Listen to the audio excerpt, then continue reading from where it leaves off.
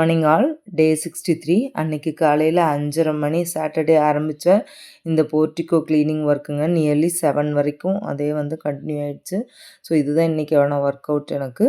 Next வந்து பூஜைக்கான ஒர்க்கெல்லாம் முடிச்சுட்டு இன்றைக்கி வெளியில் ட்ரெஸ் பர்ச்சேசிங்க்கு போக வேண்டியது இருந்தது. ஸோ சில கிளிப்பிங்ஸ் தான் ஆட் பண்ணியிருக்கேன். இன்றைக்கி சரியான டயட் ஃபாலோ பண்ண முடியலைங்க. ஆனாலும் நான் வந்து முடிஞ்ச அளவுக்கு கிளிப்ஸ் அப்லோட் பண்ணியிருக்கேன். ஸோ அட்ஜஸ்ட் பண்ணிக்கோங்க. நெக்ஸ்ட்டு பூஜை முடிச்சுட்டேன். பிரேக்ஃபாஸ்ட்டு, லன்ச்சு, டின்னர் எல்லாமே இன்றைக்கி வெளியில் தான் பண்ணேங்க.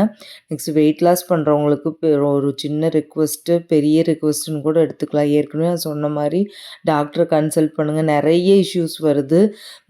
யூடியூப் பார்த்து வெயிட் லாஸ் பண்ணி இந்த மாதிரி ஹெல்த் இஷ்யூ ஆகிடுச்சு, இறந்து போகிறாங்க அப்படிங்கிற அளவுக்கு எல்லாம் சொல்கிறாங்க. ஸோ நீங்கள் வந்து கிராஜுவலாக டிக்ரீஸ் ஆகட்டுங்க. நீங்கள் லிக்விடு டயட் பண்ணால் கூட அதையும் நம்ம ஒரு டாக்டர்கிட்ட கன்சல்ட் பண்ணிவிட்டு நம்ம எடுத்துக்கிறது ரொம்ப ரொம்ப நல்லது. ஸோ எதையும் பார்த்து உடனே அதே மாதிரி நம்ம பண்ணணும்னு நினைக்காதீங்க. ஒருத்தரோட உடம்பு மாதிரி இன்னொருத்தர் உடம்பு கிடையாது. ஸோ நம்ம வந்து அதே மாதிரி உடனே வெயிட் லாஸ் பண்ணணும்னு நினைக்காதீங்க. கிராஜுவலாக டிக்ரீஸ் ஆகட்டும்.